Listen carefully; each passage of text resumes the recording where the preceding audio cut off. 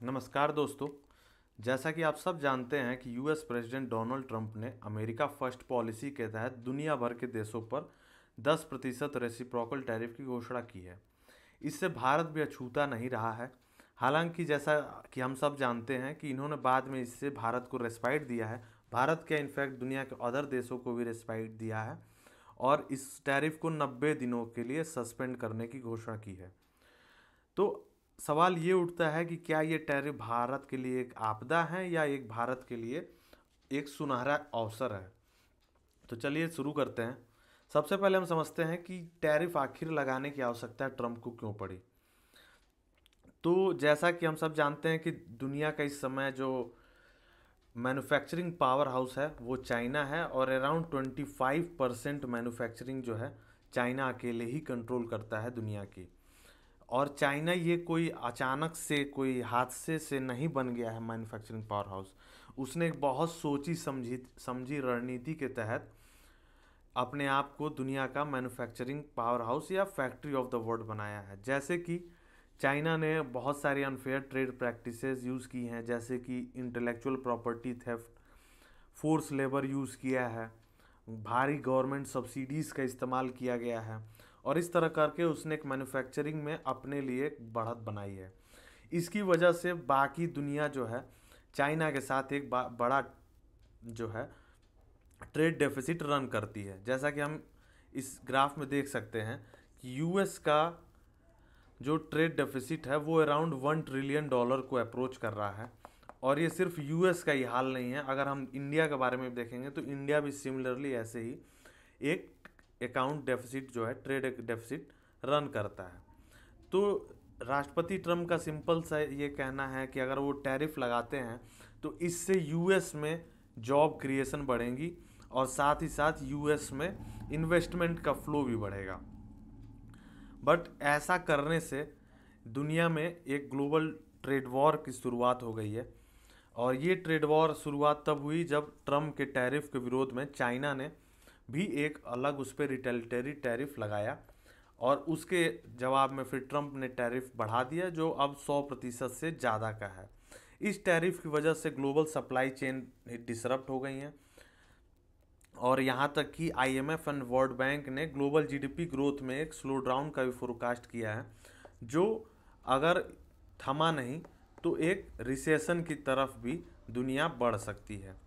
इसके अलावा ट्रम्प की जो अनप्रडिक्टेबल नेचर है ऑन ऑफ टाइप का, उससे एक अनसर्टेनिटी क्रिएट हुई है बिजनेसेस और इन्वेस्टर वर्ल्ड वाइड में। जैसा हम देख सकते हैं स्टॉक मार्केट जो है दुनिया भर के इस समय गिर रहे हैं, सिर्फ और सिर्फ उसकी एक मुख्य वजह है राष्ट्रपति ट्रम्प की नीतियाँ। और राष्ट्रपति ट्रम्प ने सिर्फ इतना ही नहीं किया है, उन्होंने जो establish global multilateral trade system है, पर्टिकुलरली वर्ल्ड ट्रेड ऑर्गेनाइजेशन, उसको भी एक तरह से पंगु बना दिया है। तो इन सब की वजहों से आज दुनिया जो है ग्लोबल ट्रेड वॉर की गिरफ्त में है और भारत जो है, भारत के लिए इसमें बहुत सारे रिस्क हैं। सबसे पहला रिस्क तो ग्लोबल रिसेशन का है कि अगर ग्लोबल रिसेशन आता है तो ये जो ग्लोबल रिसेशन है सिंपली जो ग्लोबल डिमांड है उसको नेगेटिवली इम्पैक्ट करेगी और इसकी वजह से भारत का जो एक्सपोर्ट है वो नीचे की तरफ आएगा। और अगर हमारा एक्सपोर्ट नीचे आता है तो हमारे ओवरऑल इकोनॉमिक ग्रोथ भी कम होगी, क्योंकि जैसा हम सब जानते हैं कि भारत का trade to GDP ratio around 45% का है। तो अगर हम अपना ट्रेड टू जीडीपी रेशियो कम होता है हमारा, तो हमारी ग्रोथ रेट पे भी उसका फ़र्क आएगा। इसके अलावा चाइना जो है, अब यूएस का मार्केट क्योंकि चाइना के लिए क्लोज हो गया है, इसलिए चाइना अपना जो गुड्स है वो दूसरे मार्केट्स में डंप करने की फिराक में है। इससे भारत के एक्सपोर्ट फिर से प्रभावित होंगे। बट यहाँ मेजर समस्या जो है अभी हमारे लिए यूएस ही है। क्यों? क्योंकि यूएस जो है ट्रेड डील साइन करने के लिए भारत से वो कुछ सर्टेन डिमांड्स रख रहा है। जैसे कि यूएस कह रहा है कि इंडिया को अपना एग्रीकल्चर मार्केट यूएस के लिए खोलना चाहिए। और जैसा कि हम सब जानते हैं कि हमारे देश के 50% आबादी जो है वो आज भी कृषि क्षेत्र से जुड़ी हुई है, जिसकी वजह से भारत में कोई भी कृषि क्षेत्र में रिफॉर्म करना किसी भी सरकार के लिए राजनीतिक रूप से बहुत ही कठिन फैसला होता है। साथ ही साथ अगर हम यूएस के लिए अपना और भी सेक्टर जैसे डेयरी सेक्टर खोलते हैं, तो उसमें भी सर्टेन इश्यूज हैं, जैसे कि यूएस डेयरी सेक्टर जो होता है, उनके जो कैटल होते हैं उनको ब्लड मील पे फेड किया जाता है। ब्लड मील जो है वो हमारी वेजिटेरियन हिंदू मेजॉरिटी आबादी के लिए एक नो गो जोन है। वो उस डेयरी उत्पाद को बिल्कुल भी पसंद नहीं करेंगे जिसमें ब्लड मील का इस्तेमाल किया गया हो। साथ ही साथ हमारा सर्विस सेक्टर भी बहुत वल्नरेबल है ट्रम्प के टैरिफ द्वारा। अभी तो इस पर कोई टैरिफ नहीं लगाया है राष्ट्रपति ट्रम्प ने, बट वो ट्रेड डील साइन करने के लिए, और उनका अनप्रडिक्टेबल नेचर भी ऐसा है कि वो उस पर टैरिफ लगा सकते हैं। इसके अलावा जो स्टील और ऑटो कंपोनेंट में ट्रंप ने 25% के टैरिफ की घोषणा की है, उससे हमारे इंजीनियरिंग एक्सपोर्ट सीधे सीधे प्रभावित हुआ है। इसके अलावा और भी क्षेत्र हैं, जैसे कि हमारा जेम्स एंड ज्वेलरी सेक्टर है। इसमें आप देख सकते हैं कि हमारे जेम्स एंड ज्वेलरी सेक्टर का मेजर कंपोनेंट जो है एक्सपोर्ट का, वो यूएस को जाता है। तो अगर यूएस हमारा इंपोर्ट लेने से मना करता है टैरिफ के माध्यम से, तो वो हमारे जेम्स एंड ज्वेलरी सेक्टर के लिए एक बहुत ही दुस्वप्न साबित होगा। तो भारत क्या कर रहा है? भारत जो है इससे संभलने की कोशिश कर रहा है, बट इसके बावजूद भारतीय एक्सपोर्ट्स के लिए और भी सारी समस्याएं हैं, जैसे कि ऑर्डर कैंसिलेशंस की वजह से चाइनीज़ पोर्ट में कंजेशन हो रहा है और कंटेनर वहाँ पाइलअप हो रहे हैं। इस कंटेनर पाइलअप्स की वजह से, जैसा हमने कोविड में देखा था कि फ्रेट रेट जो है वो अचानक से बहुत बढ़ जाता है, जो इस समय हम देख सकते हैं कि 10 से 30% का इंक्रीज शो कर रहा है। इस इंक्रीज कॉस्ट ऑफ शिपिंग की वजह से इंडियन एक्सपोर्ट जो है वो लेस कॉम्पिटिटिव हो गई है ग्लोबल मार्केट में। बट क्या ये ऐसा है क्या कि भारत के लिए सिर्फ एक आपदा ही है? बट अगर हम इस आपदा को ध्यान से देखें तो हमें पता चलेगा कि ये आपदा ही नहीं, ये आपदा में एक बहुत ही सुअवसर है भारत के लिए अपने आप को ग्लोबल मैन्युफैक्चरिंग पावर हाउस बनाने के लिए। तो सबसे पहले हम देखते हैं कि इसका सबसे डायरेक्ट फ़ायदा जो हुआ है वो हुआ है ऑयल प्राइस ड्रॉप से। बिकॉज ग्लोबल ग्रोथ जो है वो डाउनवर्ड जा रही है, इसकी वजह से ऑयल जो है, ऑयल का ग्रोथ जो है, ऑयल डिमांड कम होने लगी है। ऑयल डिमांड कम होने की वजह से ऑयल जो है $85 से गिरकर अभी जो है वो अराउंड $65 पे ट्रेड कर रहा है। अब जैसा कि हम सब जानते हैं कि कच्चे तेल की कीमतों में हर $10 का चेंज जो है वो हमारे 0.5% करंट अकाउंट डेफिसिट को कम करता है या बढ़ाता है अगर तेल के दाम बढ़ते हैं। तो इस केस में जैसा हम देख सकते हैं कि हमारे करंट अकाउंट डेफिसिट पे सीधे सीधे 1% का चेंज आएगा। इसके अलावा भारत जो है यूएस से अपना कच्चे तेल और गैस का व्यापार बढ़ा रहा है। इस व्यापार बढ़ाने से हम अपने सोर्सेज जो हैं वो डाइवर्सिफाई कर पाएंगे। साथ ही साथ अगर हम सोर्सेज डाइवर्सिफाई किए और यूएस से हमारे रिश्ते अच्छे होंगे, तो हम जो है जो दुनिया में उथल पुथल मची हुई है, जैसे कि मिडिल ईस्ट में आप देख सकते हैं कि गाजा और जो हूती रिबल्स हैं उन्होंने बम्बार्डमेंट करके तेल का व्यापार को बहुत हद तक प्रभावित किया है। रसिया यूक्रेन के वॉर की वजह से भी तेल का व्यापार प्रभावित हुआ है। तो आज के समय की ये मांग है कि भारत अपना तेल और एनर्जी का व्यापार जो है वो दुनिया में डाइवर्सिफाई करे, क्योंकि हमारा जो एनर्जी डिमांड है उसका अराउंड 80% कच्चे तेल के उसमें और 50% गैस के क्षेत्र में हम इम्पोर्ट डिपेंडेंट हैं, जिसकी वजह से हमें अपने इम्पोर्ट चॉइसेस का बहुत ध्यान रखना पड़ता है और डाइवर्सिफिकेशन एक स्मार्ट स्ट्रेटजी भारत के लिए साबित होगी। इसके अलावा हम देख सकते हैं कि पिछले ट्रम्प एडमिनिस्ट्रेशन के दौरान, टैरिफ के दौरान, मल्टीनेशनल कंपनीज ने एक चाइना +1 स्ट्रेटजी डिवाइस करी थी, जिसमें उन्होंने चाइना के अलावा भी अपने अलग देशों में प्रोडक्शन लाइंस जो हैं ओपन करी थी। उसकी वजह से आज भारत में कुछ प्रोडक्शंस भी हैं। क्योंकि भारत ने एक PLI स्कीम नाम से, प्रोडक्शन लिंक इंसेंटिव नाम से एक स्कीम चालू की है, जिसमें कंपनियों को इंसेंटिव दिए जाते हैं मैन्युफैक्चरिंग भारत में स्टार्ट या शिफ्ट करने के लिए। जैसा कि हम देख सकते हैं कि एप्पल इंडिया ने अराउंड $22 बिलियन के आईफोन प्रोडक्शन को चाइना से इंडिया और वियतनाम जैसे देशों में शिफ्ट किया है।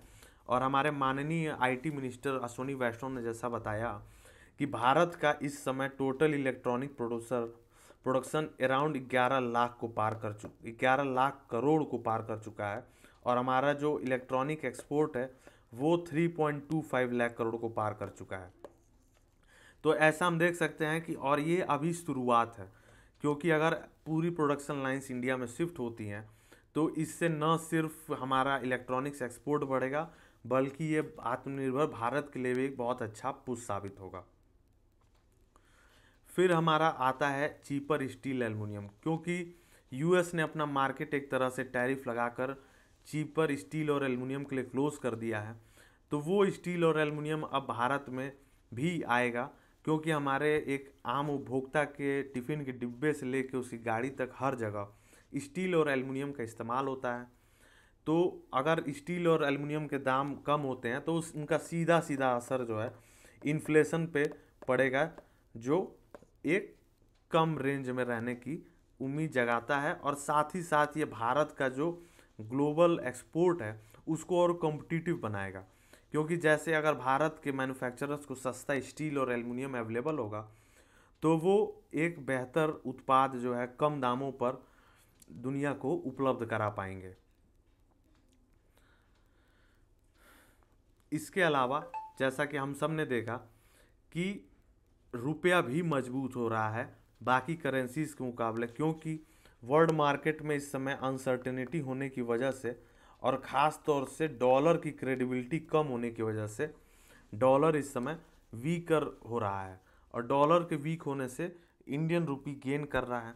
इससे हमें सीधा सीधा फ़ायदा मिलेगा कि हमारा जो इम्पोर्ट बिल है वो इम्पोर्ट बिल कम होगा। अगर इम्पोर्ट बिल हमारा कम होता है तो हमारा करंट अकाउंट डेफिसिट भी उसी रेशियो में कम होगा। हालांकि हमारा एक्सपोर्ट जो है इससे प्रभावित होगा, क्योंकि हमारा एक्सपोर्ट इसकी वजह से थोड़े डियरर हो जाएंगे। बट भारत क्योंकि एक मेजर कंज्यूमर इकोनॉमी है, हम जितना कंज्यूम करते हैं उससे कहीं कम जो है हम एक्सपोर्ट करते हैं, तो ओवरऑल हम जो है फ़ायदे में ही रहेंगे, बजाय कि स्ट्रॉन्गर रुपी होने से घाटा नहीं होगा भारत को। और इसका एक सबसे मेजर फ़ायदा जो है वो इंडिया चाइना रिलेशंस में है। क्योंकि अब चाइना को समझ में आ गया है कि भारत एक स्विंग स्टेट है, इसकी अपनी स्ट्रेटजिक ऑटोनॉमी है, ये सिर्फ और सिर्फ किसी का पिछलग्गू बन के नहीं रहता है। तो अगर भारत जो है चाइना की साइड थोड़ा झुकता है तो चाइना जो है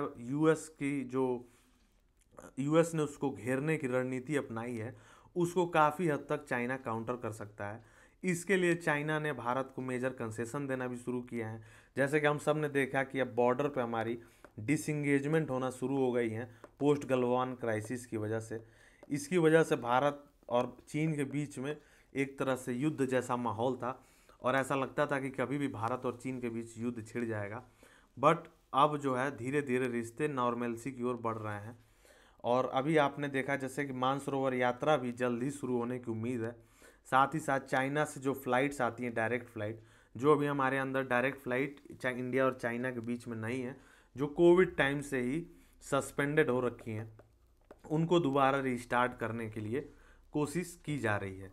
साथ ही साथ एक मेजर ऑप्टिमिज्म इंडस्ट्रियल सेक्टर में ये भी है कि चाइना और इंडिया के डिसंगेजमेंट होने पे चाइना से इन्वेस्टमेंट की फ़्लो जो है वो भारत में आने की संभावना बहुत ज़्यादा है, ख़ास तौर से बैटरी इलेक्ट्रिक और इलेक्ट्रिक व्हीकल में, क्योंकि इस क्षेत्र में चाइना अभी दुनिया का लीडर हो रखा है और उसके पास बहुत सारी सरप्लस कैपेसिटी हो रखी है जिसे वो एक्सपोर्ट करना चाहता है।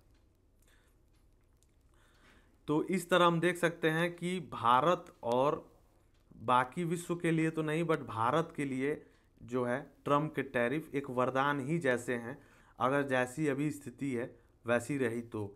हालांकि इसका एक ये भी खतरा है कि इन यूएस और चाइना के बीच में अगर एक ट्रेड डील साइन होती है और G2 अगर फॉर्म होता है, मतलब दुनिया को ये अपने ग्लोबल स्फीयर ऑफ इन्फ्लुएंस में बांट लेते हैं, तो उसमें भारत जैसे स्विंग स्टेट के लिए ये कोल्ड वॉर जैसी सिचुएशन होगी कि जो हम ना इधर के होंगे ना उधर के होंगे।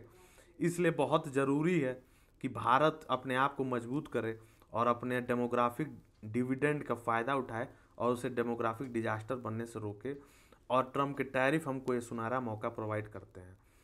तो इसी के साथ आज का वीडियो ख़त्म होता है, फिर मिलते हैं, धन्यवाद।